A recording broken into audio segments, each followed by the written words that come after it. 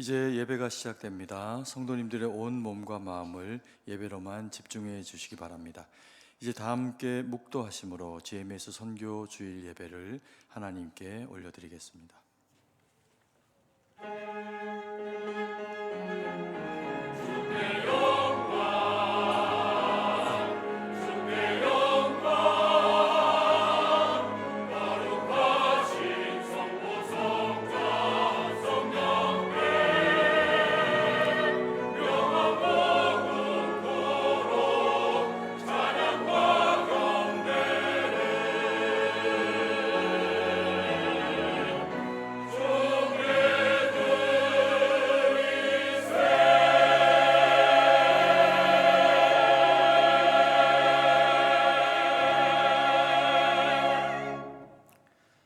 범사의 우리 주 예수 그리스도의 이름으로 항상 아버지 하나님께 감사하며 그리스도를 경외함으로 피차 복종하라. 아멘. 하늘에 계신 우리 아버지여, 이름이 거룩히 여김을 받으시오며 나라의 임하옵시며 뜻이 하늘에서 이룬 것 같이 땅에서도 이루어지이다. 오늘날 우리에게 일용할 양식을 주옵시고 우리가 우리에게 죄 지은 자를 사하여 준 것 같이 우리 죄를 사하여 주옵시고 우리를 시험에 들게 하지 마옵시고 다만 악에서 구하옵소서. 대개 나라와 권세와 영광이 아버지께 영원히 있사옵나이다. 아멘.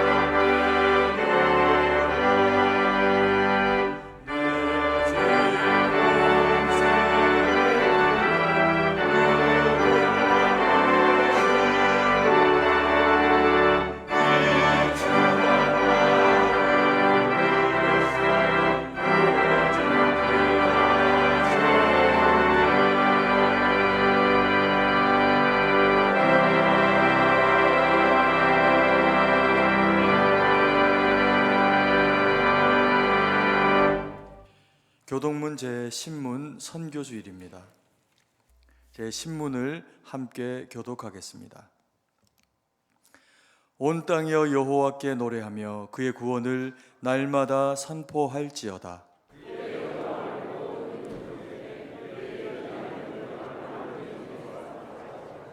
여호와는 위대하시니 극진히 찬양할 것이요 모든 신보다 경외할 것이며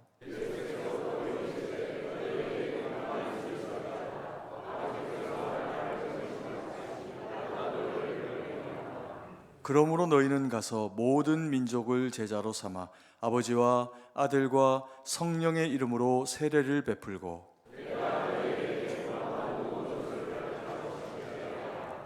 볼지어다 내가 세상 끝날까지 너희와 항상 함께 있으리라 하시니라.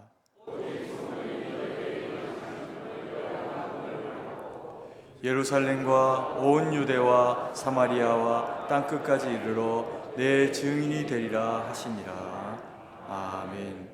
전능하사 천지를 만드신 하나님 아버지를 내가 믿사오며 그 외아들 우리 주 예수 그리스도를 믿사오니 이는 성령으로 잉태하사 동정녀 마리아에게 나시고 본디오 빌라도에게 고난을 받으사 십자가에 못 박혀 죽으시고 장사한 지 사흘 만에 죽은 자 가운데서 다시 살아나시며 하늘에 오르사 전능하신 하나님 우편에 앉아 계시다가 저리로서 산자와 죽은 자를 심판하러 오시리라. 성령을 믿사오며 거룩한 공회와 성도가 서로 교통하는 것과 죄를 사하여 주시는 것과 몸이 다시 사는 것과 영원히 사는 것을 믿사옵나이다. 아멘.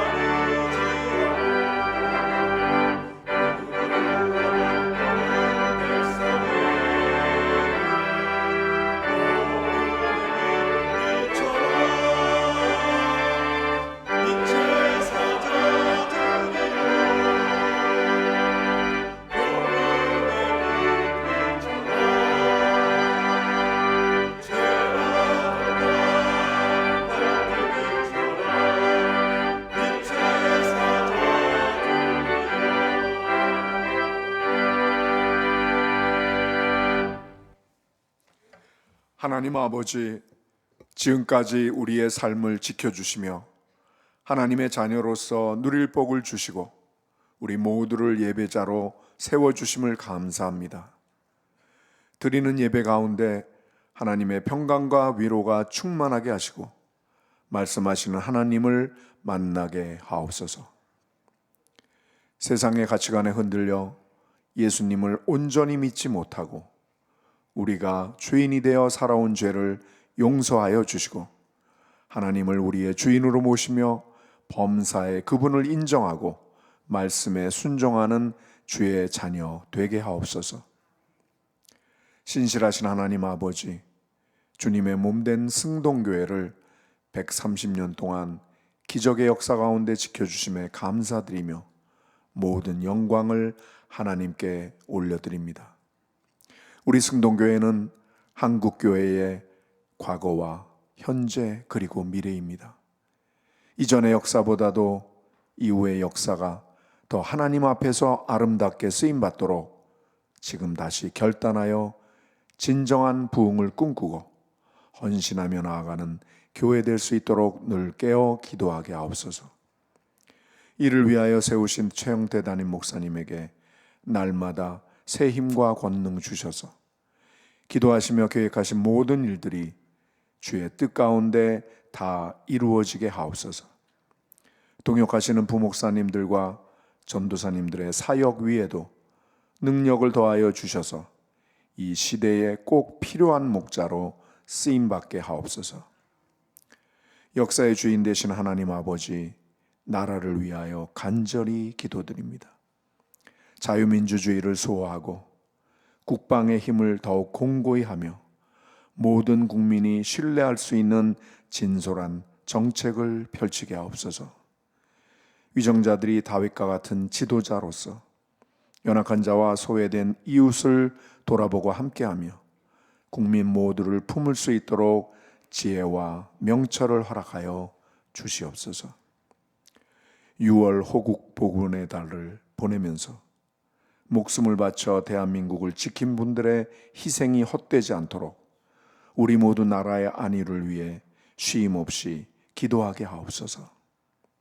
주님의 말씀이 세계 만방에 전해지기를 원하시는 하나님 아버지, GMS 선교 주일을 맞이하여 이 땅에 하나님의 말씀을 전하기 위하여 헌신하신 선교사님들을 잊지 않게 하시고 예수님께서 땅끝까지 이르러 내 증인이 되라고 명령하신 것을 실행하며 마지막 때에 선교를 잘 마무리할 수 있도록 복음의 사명 잘 감당하는 승동에 권속되게 하옵소서. 또한 선교사님들께서 밟는 땅이 하나님의 영광이 드러나는 땅이 되게 하시고 주님의 뜻이 펼쳐지는 주의 나라 되게 하옵소서.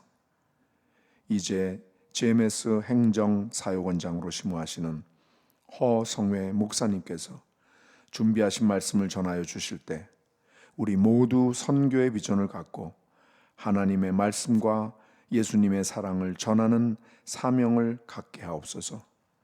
살아계신 하나님께 온 마음 다해 찬양하는 임마누엘 찬양대의 찬양을 기뻐 받아주시고 예배를 위해 수고하고 섬기는 보이지 않는 손길들을 축복하여 주옵소서.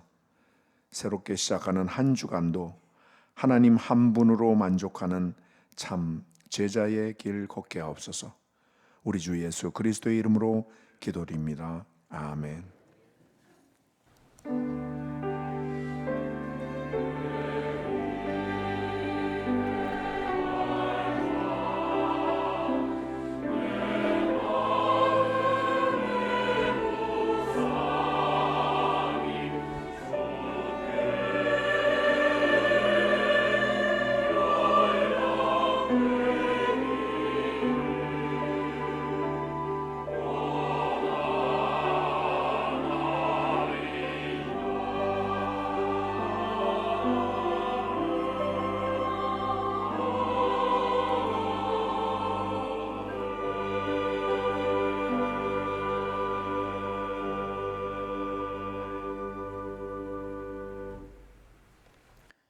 성경을 봉독하겠습니다. 하나님의 말씀은 창세기 12장 1절에서 4절의 말씀입니다.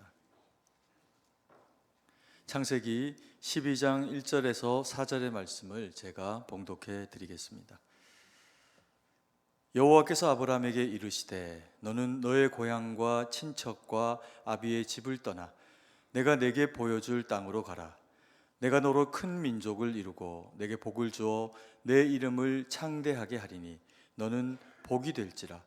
너를 축복하는 자에게는 내가 복을 내리고 너를 저주하는 자에게는 내가 저주하리니 땅의 모든 족속이 너로 말미암아 복을 얻을 것이라 하신지라. 이에 아브라함이 여호와의 말씀을 따라갔고 롯도 그와 함께 갔으며 아브라함이 하란을 떠날 때에 75세였더라. 아멘. 이제 임마누엘 찬양대가 찬양으로 하나님 앞에 영광을 돌리겠습니다. 이어서 GMS 사역 관련 동영상이 시청이 되고 그리고 이어서 선교는 축복이고 특권이다라고 하는 제목으로 GMS 행정사역원 원장이시고 또 그리고 경기노회에 속해 계십니다. 그리고 또 성실교회 파송 선교사님이시기도 한 우리 허성회 목사님께서 말씀을 전해 주시겠습니다. 많은 은혜 받으시기 바랍니다.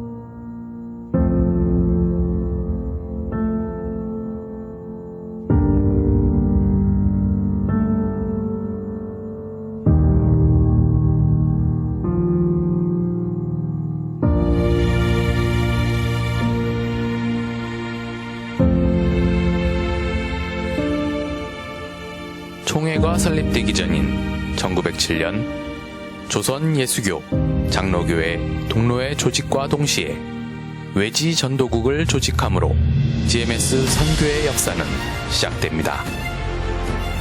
1908년 제주도에 이기풍 선교사를 파송하여 바다를 건너 타 문화권에 복음을 전하기 시작한 우리는 일본과 러시아, 중국 땅의 영혼을 위해 복음을 들고 나아갔습니다.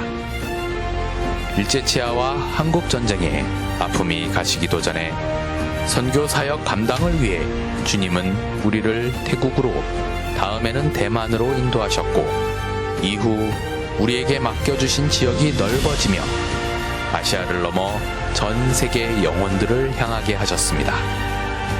열방을 향해 나아간 선교사의 증가에 따라 더욱 효율적이고 체계적인 교단 선교 사역을 위하여 1998년 드디어 총회 세계 선교회 GMS가 설립되었습니다. 교단 선교부와 국제 선교 단체의 장점을 갖춘 독립 선교기관 GMS의 설립은 교단 선교 역사의 새로운 시작이었습니다.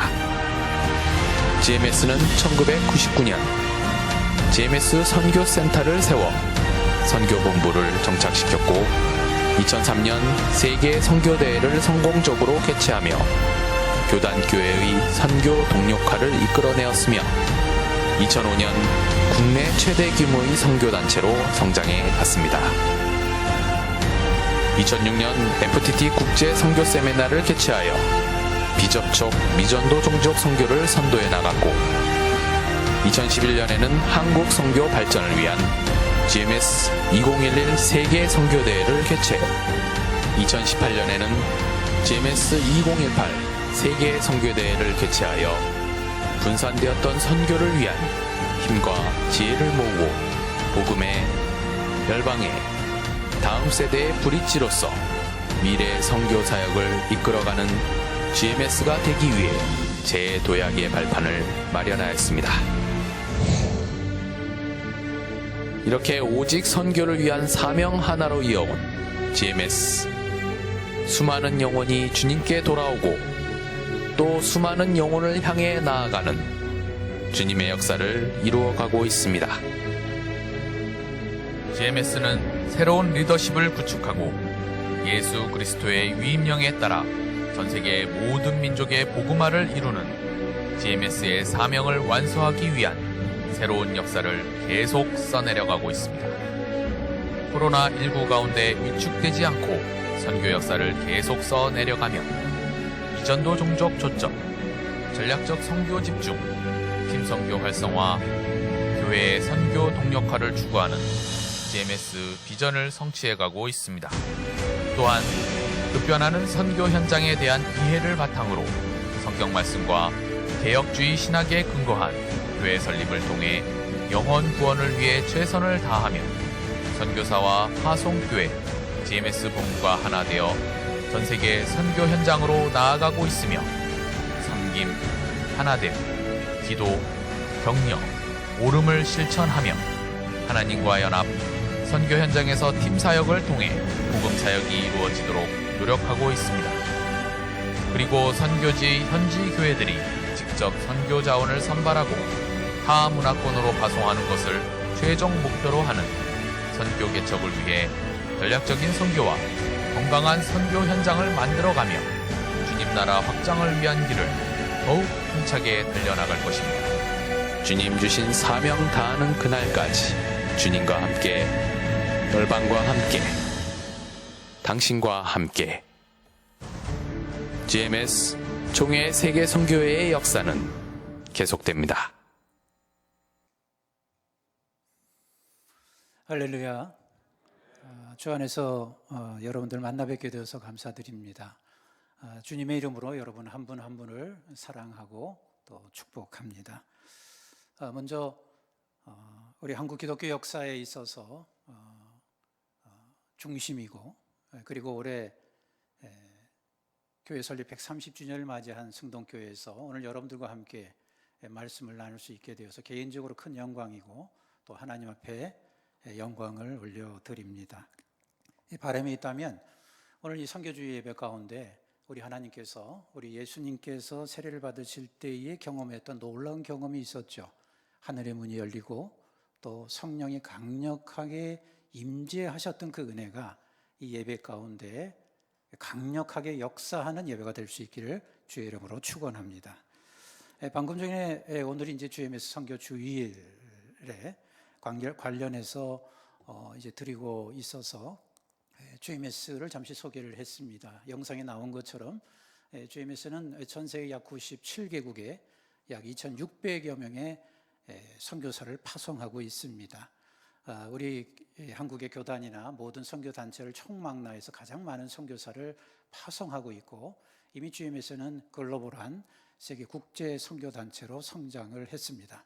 부탁드리고 싶은 것은 여러분들이 속해 있는 교단의 선교부인 만큼 여러분들이 생각나실 때마다 하나님께서 이 땅에 우리에게 주신 이 위대한 선교 사명을 잘 감당할 수 있도록, 이를 위해서 GMS가 최전방에서 사역을 잘 감당할 수 있도록 여러분들이 많은 기도와 관심 부탁드립니다. 2010년도에 북아프리카 튀니지라고 하는 곳에서 한 젊은 청년이 분신 자살하는 일이 일어나게 됩니다. 이 청년은 노점상을 하고 있었던 청년이었는데 이 경찰의 공권력에 의해서 굉장히 많은 탄압을 받게 돼요. 그래서 결국 이 청년이 선택했던 것이 저항할 수 없어서 분신 자살을 하게 됩니다. 그런데 이 청년의 죽음이 단순히 죽음으로 이렇게 끝난 것이 아니라 이 죽음이 촉발이 되어서 민주화 운동이 일어나게 되었고, 결국은 독재 정권이었던 이 튀니지가 1년 만에 그 독재 정권이 무너진 그런 역사의 큰 변화를 가져오게 됩니다. 이것이 우리가 잘 알려졌던 자스민 운동입니다. 그런데 이 운동이 당시에 이 튀니지에서만 끝난 것이 아니라 주변의 많은 국가에게 영향을 주었고, 특별히 중동 지역에도 상당한 영향을 주어서 당시에 중동 지역에 있었던 독재 국가들이 무너지고 또 민주화 운동이 일어나게 되는 그런 역사적인 변화의 시기를 맞이하게 됩니다. 이런 역사적인 변화들, 또 사건들, 우리가 이렇게 보게 되면은 단순히 한 국가의 변화, 또 어떤 역사적인 시점에서 일어났던 그런 사건으로 볼 수 있지만, 사실은 이 중동에서의 변화는 그 속에 담겨져 있던 하나님의 놀라운 섭리가 그 안에 있었다는 것입니다. 이 당시의 이 역사적인 사건 속에서 아주 특별한 일이 있었는데, 그게 뭐냐면 이 일로 인해서 수천만 명의 난민들이 발생을 하게 됩니다. 이 난민들은 작년 통계에 의하면 이미 전 세계에 약 1억 명 이상의 난민들이 있다라고 이제 통계가 나왔는데, 당시만 해도 몇백만, 시리아 같은 경우는 700만, 그래서 몇 천만 명의 이 난민들이 발생을 하게 되었고, 그들이 자유를 찾아서 이동을 하게 되었죠. 그런데 이 문제는 이 난민들이 대부분 누구였냐는 것입니다. 이 난민들은 당시에 모슬렘 국가에서 탈출했던 모슬렘들이었다는 것이죠, 대부분. 그러니까 대부분이 90% 이상이 이 이슬람 교도였다는 것입니다. 그런데 이 많은 모슬렘들이 중동 지역으로 이동하면서 그들이 어떤 그 기회를 맞이하게 됐냐면 선교사들을 통해서 복음을 듣게 되었어요. 그래서 자기 나라에서는 불가능해 보였던 개종하는 역사들이 당시에 수백만의 난민들이 하나님 앞에 돌아오는 역사가 일어나게 되었다는 것입니다. 그러니까 하나님께서는 하나님의 때에, 하나님의 시기에, 하나님의 방법을 통해서 약 1000여 년 동안 철의 장막이라고 여겨졌던 모슬렘 선교의 문을 활짝 열게 되는 계기가 되었다는 것이죠. 그래서 지금 선교적인 측면에서는 사실은 중동이 또다시 굉장히 중요한 선교지로 떠오르고 있습니다. 그래서 지금은 중동이 선교의 황금기라고 말할 정도로 지금 많은 선교사들이 이 지역에서 특별히 난민들을 통해서 사역을 하고 있습니다. 여러분, 이 골든타임이라는 말이 있죠. 사고를 당한 환자의 생명을 이 수술을 통해서 살릴 수 있는 그 시간을 골든타임이라고 얘기를 합니다. 그런데 그 시기를 놓치게 되면은 환자의 생명을 회복할 수 없게 되죠. 여러분, 지금 저와 여러분이 살고 있는 이 시대는 엄밀한 의미에서 보면 복음의 골든타임의 시기입니다. 지금 여러분, 세상이 급변하고 있어요. 변화라는 말이 무색할 정도로 그냥 잠을 자고 일어나면 모든 세상이 변해 있는 것 같아요. 그리고 우리 주변에서 수많은 일들이 일어나고 있죠. 지진이 일어나고 또 어떤 전쟁들이 일어나고, 우리가 비단 예를 들어보면 러시아와 우크라이나의 전쟁이 계속 진행형으로 이루어지고 있어요. 그리고 우리가 알고 있는 이 튀르키예 대지진들이 일어났어요. 그리고 미얀마 유혈 사태들이 일어나고, 그리고 최근에 몇 년 동안 우리가 겪었던 코로나19와 같은 그런 팬데믹과 같은 시대를 우리가 경험하고 있잖아요. 우리가 현실을 놓고 보면 굉장히 소망이 없어 보입니다. 공포심과 두려움이 우리를 찾아오고 있어요.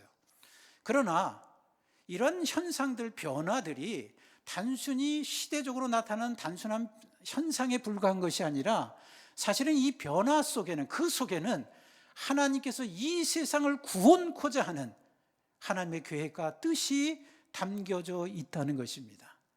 그렇기 때문에 우리 주변에서 일어나는 수많은 변화들을 그냥 변화로 넘겨보내는 것이 아니라, 그 변화 속에 하나님의 때와 하나님의 시기와 하나님의 방법과 카이로스와 같은 하나님의 시간 속에 역사하시는 그러한 하나님의 일들을 우리가 볼 수 있는 영적인 눈과 지혜가 필요하다는 것입니다. 여러분, 우리가 기대하는 게 있죠. 그게 뭐냐면, 온 땅에 하나님의 영광이 충만케 되는 그날이 반드시 올 것이다라고 하는 기대입니다. 땅 끝인 모든 민족과 열방 가운데 그들이 하나님을 찬양하는 그날이 반드시 올 것이다라고 하는 기대를 우리가 갖고 있잖아요. 그게 우리의 사명이고 우리의 삶입니다. 여러분, 이런 생각을 하면 기대가 되지 않습니까? 언젠가는 하나님께서 우리에게 말씀하신 이 사명을 우리가 감당함으로 인해서 온 땅에 있는 사람들이 하나님을 충만케 되는 그날, 모든 사람들이 하나님을 찬양케 하는 그날, 이런 생각하면 여러분 기대가 되지 않나요? 흥분이 되지 않습니까? 마태복음 28장 18절에서 20절의 말씀에 보면 우리가 잘 아는 주님의 대위임령이 나오고 있어요. 너무나도 잘 알고 있는 이야기잖아요. 여러분, 예수님이 우리에게 말씀하신 대위임령의 핵심이 무엇입니까? 단 한 가지의 키워드로 얘기하라면 제자라는 단어예요. 제자를 삼으라는 말입니다. 그러므로 너희는 가서 모든 민족으로 제자를 삼아 아버지, 아들과 성령의 이름으로 세례를 베풀고 내가 너에게 분부한 모든 것을 가르쳐 지키게 하라. 여러분, 이 말씀 속에는 몇 가지 동사가 나와요. 가라, 제자를 삼으라, 세례를 베풀라, 가르쳐 지키게 하라. 그런데 이 많은 동사 중에 본동사는 하나입니다. 제자를 삼으라는 거예요. 그러니까 제자를 삼기 위해서 해야 할 일이 뭐냐면 가야 하라는 거예요. 가야 하는 거예요. 타문화권으로 가야 하고, 복음이 필요한 지역으로 가야 하고, 우리의 삶의 현장으로 가야 한다는 거예요. 그것이 나의 직장이고 나의 가정이고 학교일지라도 가야 한다는 거예요. 가서 그리스도의 복음을 전하고, 그들로 하여금 하나님의 말씀을 지키고, 그리고 그들이 세례를 받게 하고, 그래서 그들이 예수님의 참된 제자가 되는 것, 이것이 이 말씀의 핵심입니다. 그리고 이것이 바로 본질이죠. 여러분, 하나님께서 이 땅에 교회를 세우셨는데 그 교회의 본질과 사명이 무엇입니까? 다른 게 아니에요. 바로 제자를 삼는 것입니다. 그런데 문제는 뭐냐면, 많은 교회들과 그리스도인이 이 사실 모르는 게 아니에요. 그런데 그렇게 하고 있느냐? 그렇지 않다는 거죠. 물론 한국교회만큼 선교적 열정을 가지고 선교 사역을 그동안 너무 많이 했죠. 우리 잘 알고 있어요. 인정합니다. 한국교회 열정만큼 갖고 있는 세계 어느 나라도 없어요. 또 교회마다 얼마나 성도들에게 제자도를 가르쳤습니까? 근데 현실을 보면 그렇지 않다는 거죠. 교회마다 선교적 교회를 부르짖지만 실제는 관심은 다른 데 더 많아요. 성도들도 제자 훈련의 시스템을 통해서 얼마나 많은 제자도를 가르쳤습니까? 그런데 당신 진짜 예수님의 제자입니까? 당신 진짜 모든 것을 주님을 위해서 포기할 수 있습니까? 질문하면 대답을 잘 못해요. 그리고 돌아오는 대답은 아직 부족하고 더 하나님의 말씀을 배워야 되고 평생 훈련만 받으려고 해요. 여러분, 언제까지 훈련받는 제자가 되길 원하십니까? 여러분, 예수님의 제자들이 훈련을 체계적으로 받은 게 아니잖아요. 우리가 아는 것처럼 초대교회 성도들이 훈련을 그렇게 잘 받아서 그들이 복음을 위해서 순교한 게 아니잖아요. 그들은 아무런 볼품 없었던 사람들입니다. 그들은 제대로 훈련을 받지 못했던 연약한 사람들이었어요. 그럼에도 불구하고 그들이 고난과 핍박과 순교를 당할 수 있었던 것은 바로 십자가의 구원의 은혜를 경험했기 때문에, 그 은혜를 경험하니까 가만히 있을 수가 없었던 거예요. 그 은혜 때문에 세상을 향해서 당당하게 달려갈 수 있었던 거예요. 죽음도 두려워하지 않았던 것이죠. 여러분, 오늘 우리에게 필요한 것이 정말 뭐라고 생각하십니까, 여러분? 우리의 행복일까요? 교회의 성장일까요? 오늘 우리에게 있어서 정말 필요한 것은 십자가의 구원의 은혜를 회복하는 거죠. 그 사랑을 회복하는 것입니다. 복음을 향한 뜨거운 열정을 회복해서 하나님이 그림을 그리고 계시는 위대한 세계의 선교 사역을 완성하는 것이 오늘 저와 여러분들의 책임이 아닌가 생각이 됩니다. 여러분, 처음에 우리나라 복음이 들어왔을 때를 한번 생각해 보십시오. 여러분들 교회도 이미 130년, 설립 130년이 지났기 때문에 아마 그 수많은 역사들을 다 기억하실 거예요. 구한말 조선 땅은 사실은 아무런 소망이 없었던 시기였습니다. 국내적으로 열강들의 통상 압력이 가세졌고, 또 정치적으로 수구파 개혁파들의 충돌 속에서 사실 일반 백성들의 삶은 피폐해졌어요. 밀란이 일어났고 또 전염병이 돌았고, 사실은 아무런 희망과 소망이 없었던 시기였죠. 여러분, 당시에 한 외국 기자가 구한말 조선 시대의 모습을 신문 기사로 썼던 기사의 내용이 있는데, 제가 한 대목을 말씀드리겠습니다. 얼마나 비참한 얘기인지. 이런 기사가 있습니다. 사람이라고 말하기는 그렇고 짐승보다 조금 나은 사람들. 이게 당시 외국 기자가 본 조선 땅 조선인의 모습이었어요. 그러니까 얼마나 비참한 시기였습니까? 그런데 아무런 소망도 보이지 않던 이때에 조선이라는 땅 어디 있는지조차도 모르던 그들이, 젊은 20대의 청년들이 선교사가 되어서 헌신을 해서 배에 몸을 싣고 조선 땅에 들어왔어요. 어떤 이들은 땅을 밟지도 못하고 순교를 당했고, 어떤 이는 들어와서 복음을 전하고 학교를 세우고 병원을 세웠어요. 그래서 지금 100여 년이 지난 지금 우리 한국교회가 이만큼 성장하지 않았습니까? 그 결과 이 한국교회가 전 세계 선교사를 가장 많이 파송한 제2 선교 대국이 되지 않았습니까? 이 모든 것이 복음으로 시작된 하나님의 은혜요 사랑이었다는 것이죠. 여러분, 우리가 이 사실을 망각해서는 안 돼요. 하나님이 우리를 사랑하셔서 하나님의 섭리 속의 계획 속에서 우리를 사랑하셨기 때문에 복음을 이 땅에 뿌리게 하신 거예요. 여러분, 그 합정동에 가면 양화진 선교사 묘원이 있죠. 외국인 묘원. 아마 여러분들 많이 가보셨을 거예요.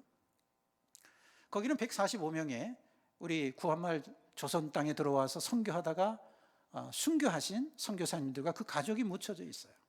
저도 종종 일이 있어서 거기를 가봅니다만 한동안 제가 그런 의문이 있었어요. 그 묘비를 보면서 이분들이 왜 이 땅에 묻혀 있을까? 물론 개인적으로 보면 하나님의 부르심을 받아서 선교사가 돼서 이 땅에 와서 사역을 하다 순교하셔서 그것에 묻힌 것입니다. 그런데 진짜 이유가 무엇일까? 그런 의문점이 있었어요. 그런데 제가 얼마 지나지 않아서 그 해답을 찾았습니다. 여러분, 그 양화진 외국인 묘원에 가면 묘지들도 있지만 그 옆에 기념관이 세워져 있습니다. 근데 그 기념관에 들어가면 좀 어둡게 돼 있죠, 처음에. 근데 들어가면 어두운 가운데 밝게 빛이 비춰지는 글자 문구가 있습니다. 거기에 보면 이렇게 기록되어 있죠. 하나님이 조선을 이처럼 사랑하사. 저는 그 문장을 보면서, 글을 보면서 깨달았어요. 조선 땅, 오늘날 저와 여러분들이 축복을 받은 이유는, 하나님의 구원의 자녀가 된 이유는 선교사들의 순교가 아니라 진짜 이유는 하나님이 조선을 사랑하셨기 때문에, 하나님이 오늘날 저와 여러분들을 사랑하셨기 때문에 선교사를 도구로 사용하셔서 우리에게 복음을 전했다는 사실.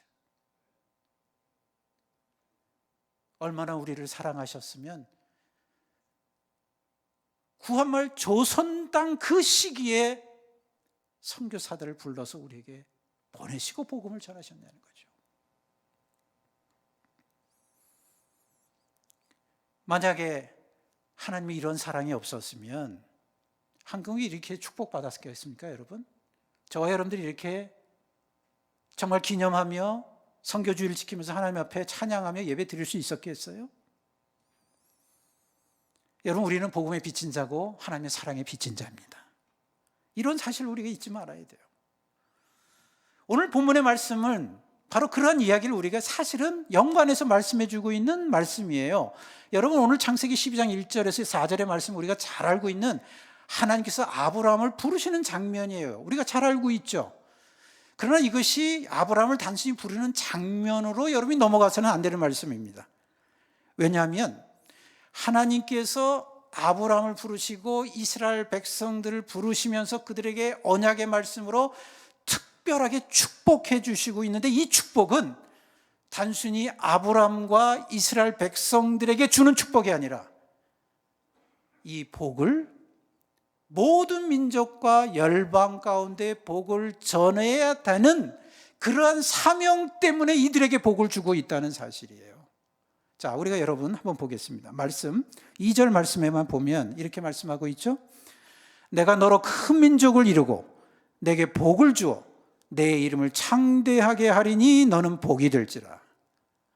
여러분, 여기에 보면 누가 누구에게 복을 주신다고 말씀하고 있습니까? 하나님께서 아브라함에게 복을 주신다고 말씀하고 있어요. 오늘날로 말하면 하나님께서 저와 여러분들에게 복을 주신 거예요.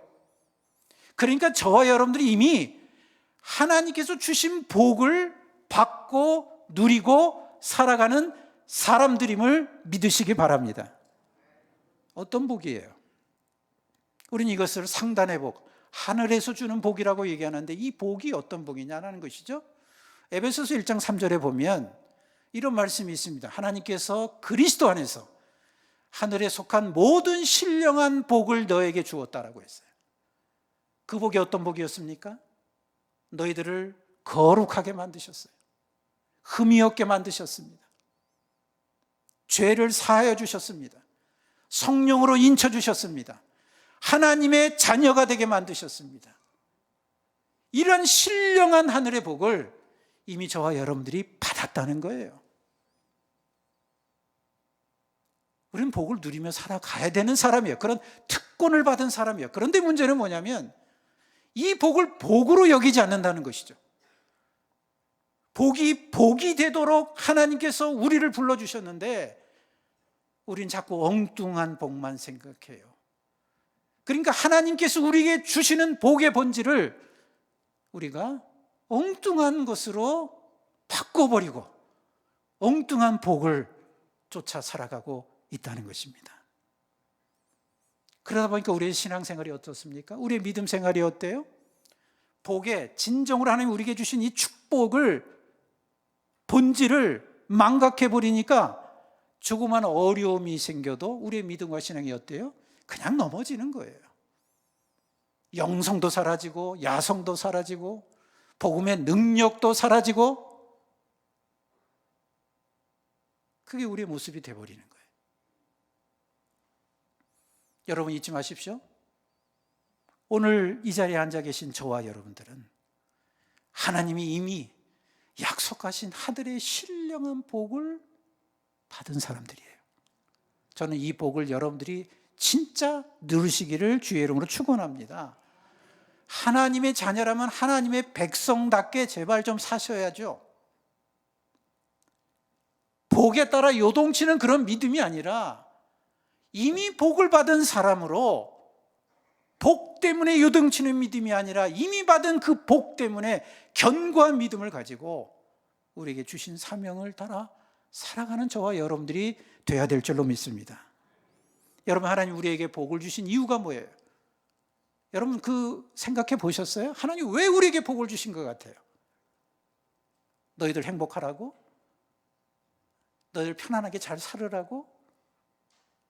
그게 아니잖아요. 오늘 보면 3절 말씀 보겠습니다. 땅의 모든 족속이 너로 말미암아 복을 얻을 것이라. 여러분 여기에 보면 하나님께서 누구에게 이 복을 전하는 축복의 통로가 되는 특권을 주셨다고 말씀하고 있습니까? 너로 말미암아, 아브라함으로 말미암아. 그게 부르신, 아브라함 부르신 목적이죠. 다시 말하면 오늘 저와 여러분들 통해서 이 시대에 우리로 말미암아 복이 되도록 우리에게 복을 주셨다. 이게 오늘 본문의 말씀의 핵심이라는 거예요. 여러분 우리가 지금 살고 있는 이 세상 쉽지 않죠. 녹록지 않아요. 마음대로 되지도 않고 또 매일마다 새로운 일들이 일어나요. 특별히 코로나19를 겪으면서 우리가 얼마나 많은 변화들이 있었습니까? 우리의 삶도 변화가 됐고 우리의 신앙의 모습도 뒤바뀌어져 버리는 것 같고 심지어는 선교지와 선교 정책과 전략들, 방법들이 다 지금 엉켜 있어요. 뒤바꿔 버렸어요. 여러분 지금 우리가 가만히 앉아서 이제 끝났다, 이제 다시 우리 회복하면 되겠다, 이렇게 단순하게 생각하시면 안 됩니다. 지금 우리는요 가만히 있어서는 안 되는 시기에 우리가 살아가고 있는 거예요. 그리고 이런 우리 주변에서 일어나는 수많은 변화들을 그냥 단순한 변화로 보는 것이 아니라 이 변화 속에 다시금 우리들에게 주시려고 하는 하나님의 계획과 섭리가 있다는 사실을 우리가 결코 잊지 말아야 한다는 것입니다. 여러분 우리가 이 중국의 모습을 한번 보았으면 좋겠어요. 2018년에 중국이 신종교 사무조례법을 발표하게 됩니다. 겉으로는 이렇게 기독교를 잘 생활하도록 법안에서 할 수 있도록 그렇게 이야기하는 것처럼 보이지만 사실은 기독교를 탄압하는 그런 법이었어요. 그래서 이 시점으로 해서 여러분들이 잘 아시는 것처럼 국내의 모든 해외에 있었던 선교사뿐만 아니라 우리나라에서 중국으로 파송됐던 모든 선교사님들이 이 시기에 대부분이 다 비자발적으로 철수하게 되었어요. 저희 이 선교계에서는 추방이라는 말을 잘 쓰지 않아요. 왜냐하면 선교사님들이 이 상처를 받기 때문에 비자발적 철수라는 단어를 사용하고 있는데 이때에 수많은 선교사들이 철수를 하게 됐어요. 저희 교단 선교부인 이 GMS도 2,600명의 선교사 중에 가장 많이 파송한 국가가 중국이었습니다. 몇백 명이 되었었어요. 근데 이 시기를 전후해서 무려 전체 90% 이상의 몇백 명의 선교사들이 다 철수를 하게 됐어요. 당시만 해도 많은 교회와 사람들이 어떤 얘기를 했냐면 중국 선교 끝났다.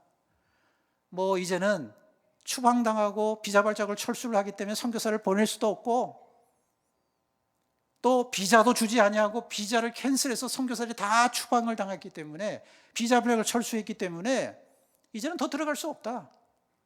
그래서 굉장히 회의적인 반응을 가지고 있었어요. 그런데 제가 앞서 말씀드렸듯이 우리의 역사, 우리의 삶의 주변에서 일어나는 모든 변화 속에는 하나님의 놀라운 섭리가 담겨져 있다는 거죠. 겉으로는 부정적인 현상들이었지만 사실은 그게 아니라 하나님께서 놀라운 계획을 갖고 계셨는데, 어떤 계획을 갖고 계셨냐면, 수많은 선교사들이 비자발적으로 철수한 이후에 전 세계에 있는 화교권 교회에서 비자발적으로 철수한 선교사들을 자기 나라로 보내달라는 거예요. 그래서 자기네 나라로 와서 목회를 하고 자기들이 세운 신학교에서 신학을 가르치고, 또 선교적 교회로서 한국교회가 선교를 잘하는 걸 아니까 선교적 교회를 세워달라고 많은 화교권 교회나 교단에서 요청을 해봤어요. 그래서 저희 교단도, 저희 GMS도 몇몇 단체들과 MOU를 맺었어요. 그래서 선교사들을 보내고 있어요, 그곳으로. 여러분, 중국이 지금 얼마나 많은 사람들을 세계로 보내고 있습니까? 여러분이 여행을 해보시면 동남아시아, 인도, 차이나마다 가면은 다 보이는 게 중국 글자예요. 중국 사람이에요. 그리고 지금은요, 남미뿐만 아니라 아프리카에 가도 보이는 게 다 중국 사람들이에요. 중국이 지금 아프리카에 얼마나 많은 투자를 하고 있어요. 그래서 그 아프리카를 차이나 아프리카라고 말할 정도로 엄청난 중국인들이 몰려가고 있어요. 이런 현상이 무엇을 우리에게 던져주고 있냐면, 우리가 부정적으로 봤던 중국 땅에 선교사를 보낼 수 없는 이런 선교의 개념을 바꾸어 놓으신 거예요. 중국 땅에 가야만 중국 선교가 아니라 지금은 전 세계에 흩어져 있는 중국인들을 대상으로 선교하는 새로운 패러다임을 우리 하나님께서 이러한 환경의 변화를 통해서 우리에게 던져주셨다는 겁니다. 뿐만 아니라 여러분, 우리나라에 얼마나 많은 이주민들이 들어왔습니까? 지금 250만 시대를 맞이하고 있잖아요. 이제 곧 300만 시대를 맞이할 것입니다. 여러분, 상상이라도 해봤습니까? 과거에는 우리가 비행기 타고 나가야 그들을 볼 수 있었어요. 근데 지금 우리가 가만히 앉아 있어도 수많은 사람들이 우리 곁으로 몰려오고 있어요. 근데 그들이 누굽니까? 우리가 해외 선교사를 파송하면서 선교를 하려고 했던 선교 대상들이 지금 우리나라로 몰려 들어오고 있어요. 근데 감사한 것은 그들이 한국어를 배우고 온다는 거죠. 누가 이들에게 갈 것입니까? 해외 나갔던 선교사들을 철수시켜서 그들에게 이 사역을 맡기시겠어요? 저는요, 우리 한국 교회가 최근에 들어서 영성도 무너지고 야성도 사라지고 복음의 능력도 점점 잃어버리고 있는 이 시대에 우리 하나님께서 특별히 한국 교회에게 새로운 선교의 기회와 열정과 복음을 향한 그러한 메시지를 우리에게 보여주고 있는 거라고 저는 믿고 있어요. 여러분들이 가셔야 됩니다. 한국 교회가 가야 됩니다. 그냥 우리 주변에 외국인들이 참 많아졌다가 아니라 그들이 우리가 기도했던 선교 대상이고 그들이 자발적으로 우리에게 왔기 때문에 이 대상들을 누가 품어야 되냐면 바로 오늘 저와 여러분들이 한국 교회가 품어야 되는 것입니다. 그들에게 예수 그리스도의 이름을 선포하셔야 돼요. 예수의 이름을 선포하는 곳에는 복음의 능력의 역사가 일어날 줄로 믿습니다. 수많은 사람들이 주님 앞에 돌아오는 역사가 일어나게 될 줄로 믿습니다. 여러분 각자의 인생의 목표가 있을 것입니다. 그렇죠? 나는 이러한 인생을 살고 싶고 이러한 목표를 향해 달려가고 싶고. 여러분 지금 어떤 인생의 목표를 가지고 살아가십니까? 여러분 무엇을 향해서 그렇게 열심히 달려가고 있죠? 여러분 우리의 인생의 목표는 정말 분명해야 돼요. 여러분 사도 바울은요 자신의 인생관을 아주 명확하게 우리에게 선언하고 있죠.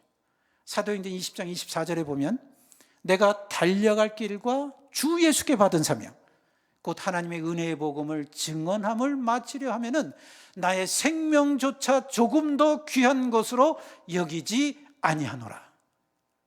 사도 바울의 인생과는 아주 분명했어요. 하나님이 주신 사명이 있다는 거예요. 그 사명을 위해서 자신의 모든 것을 바쳤다는 거예요.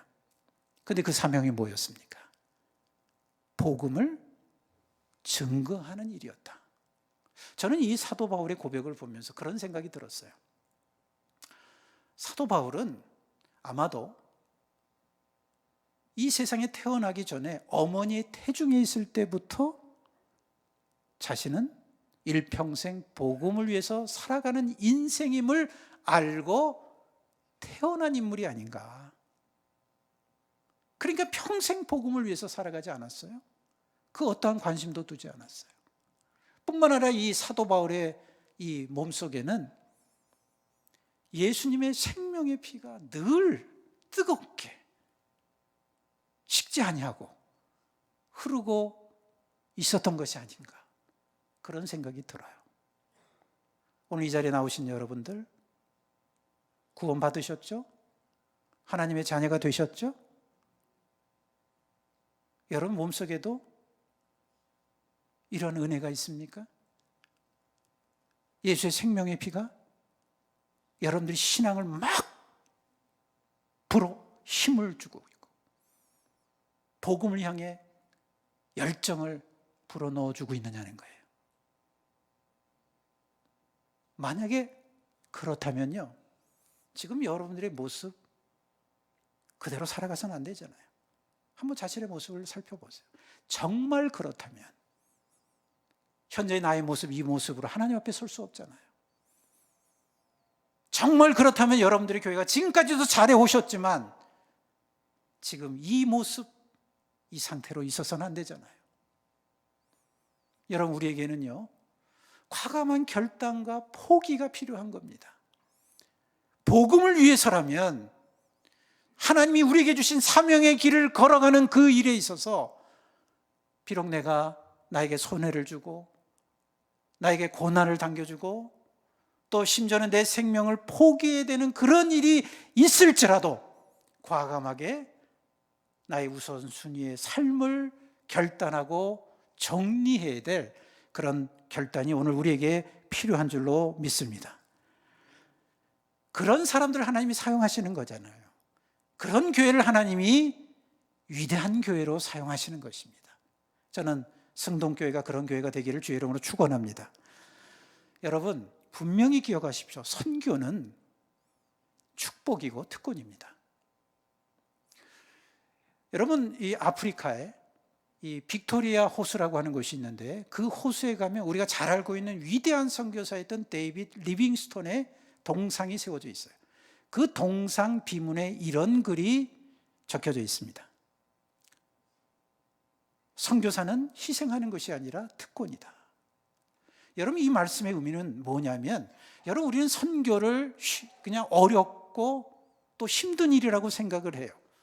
모든 것을 다 포기해야만 된다고 생각을 해요. 시간도 포기하고 물질도 포기하고 심지어는 내 가정도 포기하고 또 나아가서는 내 생명도 포기해야 된다고 생각해요. 그래서 선교를 마치 희생하는 인생이라고 생각을 해요. 그러나 여러분, 선교는 희생이 아니라 여러분들이 선교를 통해서 하나님이 주시는 놀라운 은혜와 축복을 누리게 되면 선교는 희생이 아니라 정말 축복이고 정말 내 삶에 있어서 특권이라는 사실을 경험하게 될 것입니다. 그러므로 여러분, 나에게 주신 사명, 나의 부르신 사명, 복음을 향한 뜨거운 열정과 그 일을 이루어 나가야 되는 사명, 이 모든 것이 하나님께서 나에게 주신 축복이고 특권임을 믿고 여러분들이 세상에서 복이 되어지는 여러분들이 되시기를 주의 이름으로 축원합니다. 비록 내 앞에 고난이 닥치고 어려움이 닥치고 아무것도 보이지 않은 그런 장벽이 놓여일지라도 여러분을 두려워하지 마십시오. 왜냐하면 여러분들, 우리는 이미 하늘의 복을 받은 사람들이고 이 사명의 길을 갈 때에 하나님께서 우리를 통해서 축복의 통로가 되도록 이미 약속하셨기 때문에 여러분이 담대히 사명의 길을 걸어가는 여러분들이 되시기를 주의 이름으로 축원합니다. 이 길이 힘든 길 맞아요. 어려운 길 맞아요. 고난의 길 맞습니다. 그러나 고난도 결코 우리의 사명의 길을 막을 수가 없어요. 여러분, 이 GMS 본부에 가면 이 사무실 한 공간 쪽에 지금까지 이 GMS 선교사로 파송이 되어서 선교 사역을 하다가 순직하신 선교사 65분의 이름이 새긴 동판이 걸려 있습니다. 그 앞에 설 때마다 늘 만감이 교차해요. 하나는 아쉬움이 있고, 이미 떠나보내신 그분들을 보면 아쉬움이 있고, 또 하나는 그들이 남겨진 복음의 발걸음을 보면 너무 감동이 돼요. 그래서 많은 선교사들에게도 도전을 주고 있어요. 최근에 몇 년 동안 이 코로나 때문에 6분의 선교사님이 소천을 하셨어요. 근데 제일 안타까웠던 사실이 뭐냐면 부부가 소천을 하셨는데 사모님이 먼저 소천하시고 3일 만에 남자 선교사님이 소천하셨어요. 근데 문제는 두 분이 남편이든 사모든 돌아가신지를 모르고 그냥 가신 거예요. 그러니까 그런 모습을 보면 너무너무 마음이 아픈 거예요. 또 어떠한 선교사님은 댕기열에 걸렸다가 그냥 며칠 만에 소천을 하셨는데 몸을 잘 보호함에도 불구하고 주일날 자기가 섬기는 교회를 그냥 놔둘 수가 없어서 열이 남에도 불구하고 교회 가서 말씀을 전하고 또 훈련을 시키고 돌아왔어요. 돌아오자마자 집에서 그냥 쓰러지셔서 며칠 만에 소천을 하셨어요. 소천하시기 전날 밤에 사모님으로부터 전화가 왔어요. 늦은 시간에. 근데 막 우시더라고요. 우시면서 하시는 말씀이, 내 남편 아직도 일할 일이 많은데 하나님 왜 나에게 이런 고난을 주시는지 하나님 꼭 살려주십시오 라고 기도해달라고. 그리고 울면서 전화가 왔어요. 근데 그 다음날 새벽에 소천하셨어요. 여러분, 이런 이야기를 들으면 너무 가슴이 아프잖아요.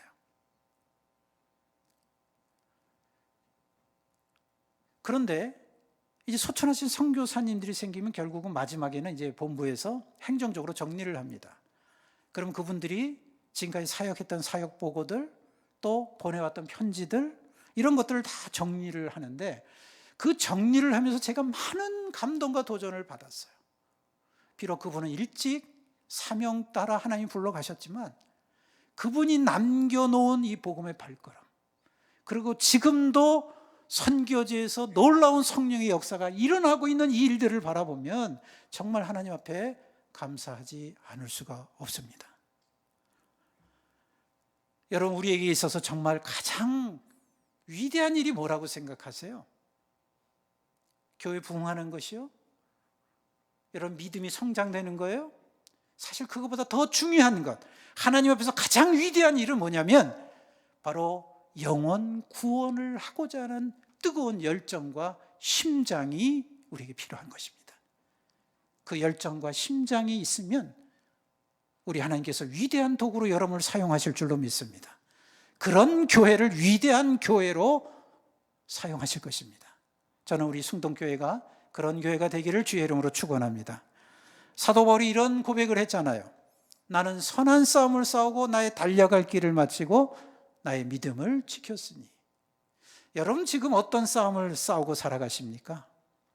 사도 바울이 말한 것처럼 선한 싸움을 싸우고 있습니까? 복음을 위한 싸움을 싸우고 있습니까? 아니면 엉뚱한 싸움, 아니면 여러분들의 정력을 위한 싸움을 싸우고 있습니까? 여러분, 우리의 싸움은 분명해야 돼요. 42.195km의 마라톤의 결승점이 있는 것처럼 우리는 하나님께서 우리에게 맡겨주신 남은 가업의 사명의 목표가 있어요. 그래서 그 목표를 위해서 우리는 끝까지 달려가야만 하는 것입니다. 비록 고난이 닥치고 역경이 오고 또 앞이 보이지 않는 그런 장애물이 우리 앞에 놓인다 할지라도 우리는 당당하게 예수 그리스도의 이름으로 달려가야만 합니다. 두려워하지 마십시오. 왜냐하면 주님이 우리와 함께 하실 것이기 때문에, 내 사명 끝날 때까지 하나님이 나와 동행해 주실 것이기 때문에 이런 확신을 가지고 나아가야 하는 거예요. 여러분, 성경에 보면 이 말씀에 연관돼서 우리가 정말 중요한 교훈을 주고 있는 말씀이 있잖아요. 사도행전 27장에 보면 사도 바울이 죄수의 몸으로 로마로 압송되는 과정 속에서 유라굴라 폭풍을 만나는 이야기가 나오지 않습니까? 27장에 그 배에 276명이 타고 있어서 폭풍을 만나면서 그들이 두려움에 빠져 있었어요. 그런데 그 많은 사람들 중에 유독 한 사람만은 두려워하지 않았던 사람이 있었어요. 그게 누구였습니까? 사도 바울이었어요. 왜 그랬죠? 전날 밤에 주의 사자가 나타나서 뭐라고 말씀하셨습니까? 두려워하지 말라. 너는 가이사 앞에 설 것이고 너로 인하여 모든 이들이 구원을 받을 것이다.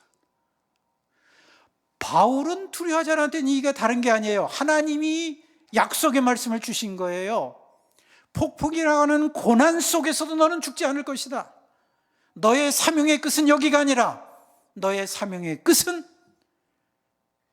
로마의 가이사 황제 앞에 서는 것이 너의 사명의 끝이다 라고 하는 것을 약속의 말씀을 주신 거잖아요. 그래서 사도 바울은 두려워하지 않았던 거예요.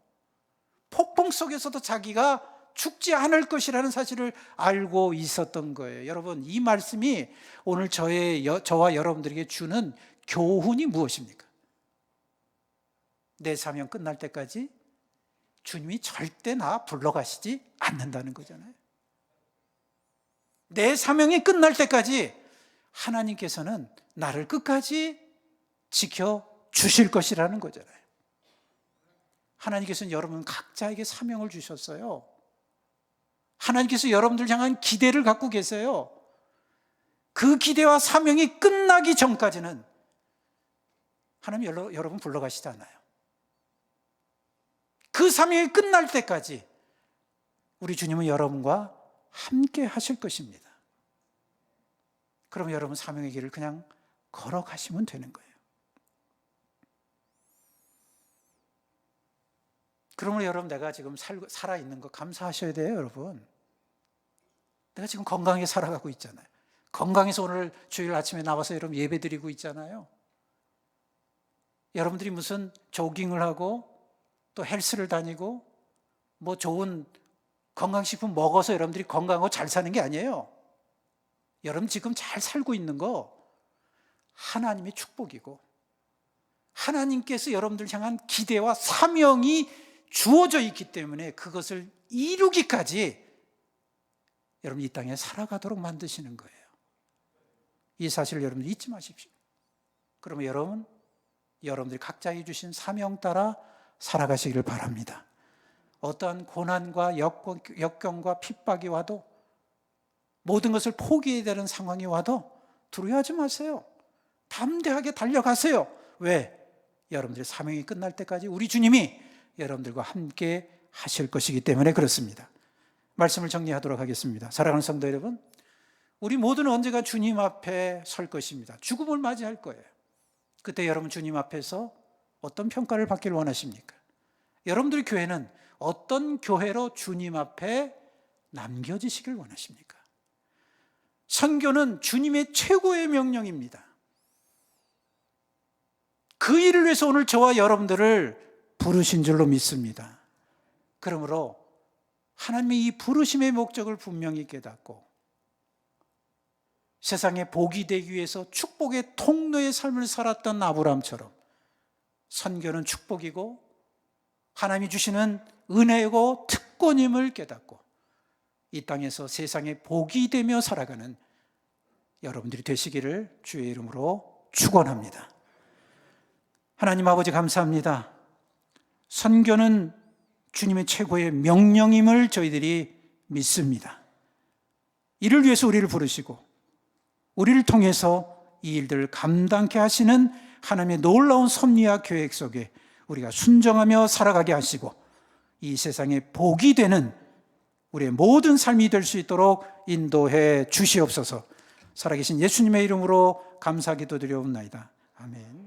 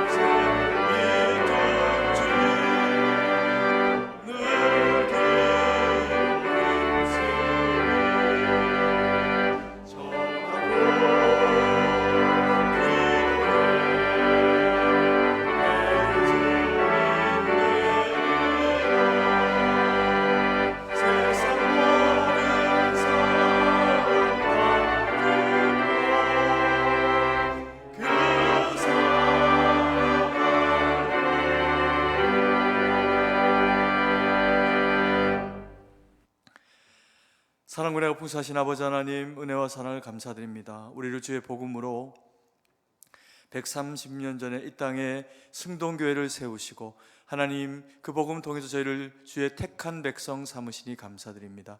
아버지 하나님, 참으로 우리가 이 사명 여전히 주님 앞에서 증거하며 주님 오실 때까지 복음 전하는 귀한 교회로 쓰임되도록 은혜를 베풀어 주시옵소서.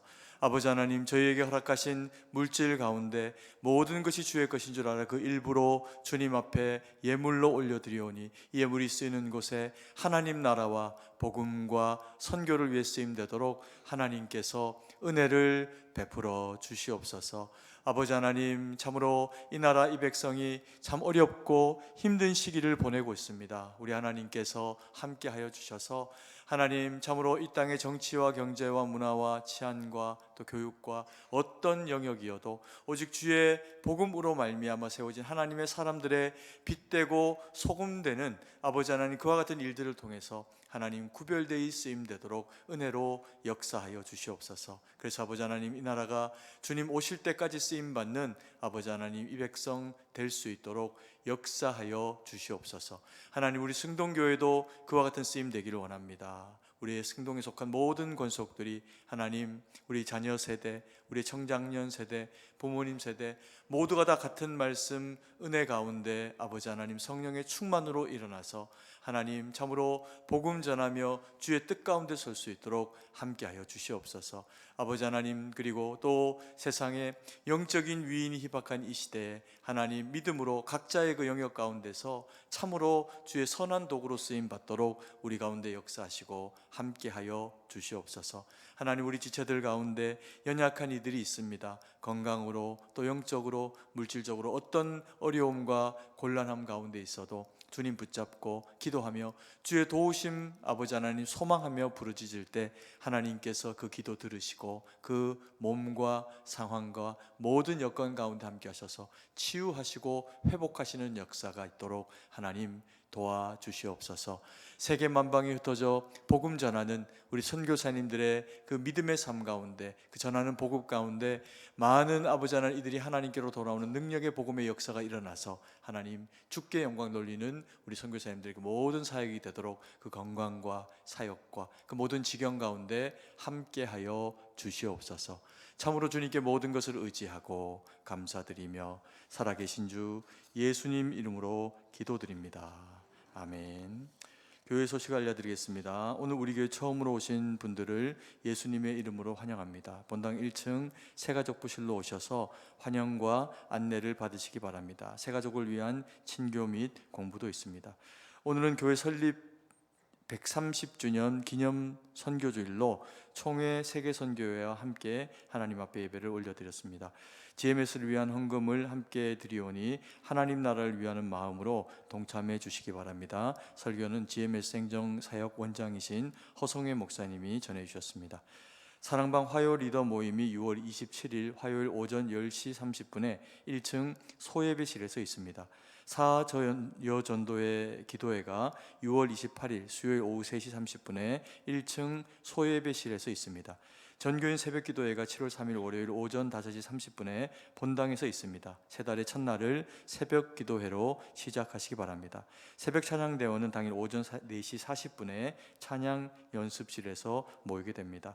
다음 주일 7월 2일은 맥주 감사주일입니다. 우리에게 언제나 필요한 것을 공급하시는 하나님의 은혜에 감사하는 맥주 감사 헌금이 있으니 기쁨으로 참여해 주시기 바랍니다. 오늘 저녁 예배 후에 교회 설립 130주년을 기쁨으로 축하하며 권당골 찬양제를 진행합니다. 모든 성도님들이 함께 참여하셔서 하나님께 찬양과 영광을 돌리는 귀한 은혜의 시간 되기를 바랍니다. 우리 또 참여하시는 성도님들을 위해서 경품도 많이 준비를 하고 있사오니 성도님들의 많은 참여를 부탁드립니다. 오늘 2부 예배 후에 유초등부 예배실에서 전국 중고등부 연합 수련회 준비위원회 모임이 있사오니 참석하여 주시기 바랍니다. 참석 대상은 준비위원, 교사, 각 팀장입니다. 계속해서 한여름밤의 특별기도회가 6월 한 달 동안의 금요기도회로 진행되고 있습니다. 돌아오는 금요일에는 광연교회를 심우하시는 한상욱 목사님께서 말씀을 전해주시고 특송은 3교구 사랑방에서 진행하게 됩니다. 하나님의 은혜를 통한 위로를 경험하는 기도의 자리에 많이 참석해 주시기 바랍니다. 매일 성경 큐티책 7, 8월용을 본당 입구에서 오늘까지 판매합니다. 필요한 분들은 구매하셔서 잘 활용해 주시기 바랍니다. 소천 소식입니다. 장영철 은퇴 장로님 부인 되시는 3교구 여자 7사랑방 고 박성현 은퇴 권사님께서 6월 17일 토요일에 소천을 하셨습니다. 6월 19일 월요일에 모든 장례 절차를 하나님 은혜 가운데 마쳐지게 되었습니다. 이 자리에 유가족들이 참석하셨습니다. 잠시 자리에서 한번 일어나 주시면 감사하겠습니다. 네, 앉아주시기 바랍니다. 예배 후에 유가족들을 만나시면 위로해 주시기 바랍니다. 그리고 나가시면서 유가족분들이 준비해 주신 떡을 수령해 주시면 감사하겠습니다. 나머지 교회 소식은 주보를 참조해 주시고 이제 다 함께 일어나서 찬송가 1장을 찬양하고 축도로 예배를 마치겠습니다.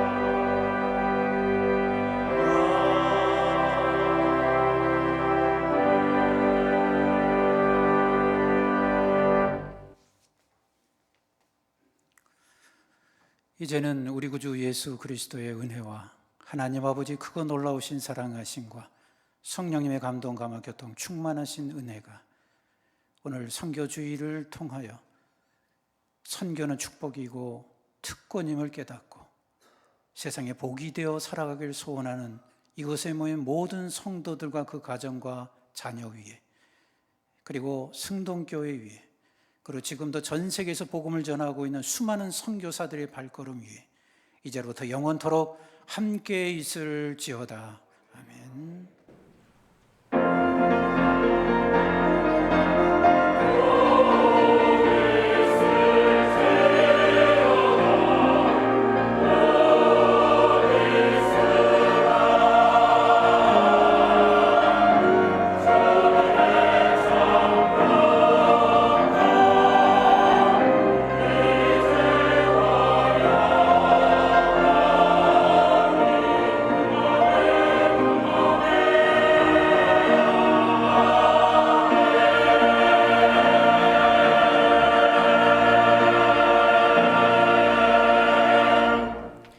찬송가 347장 1절 4절 찬양하시면서 돌아가도록 하겠습니다.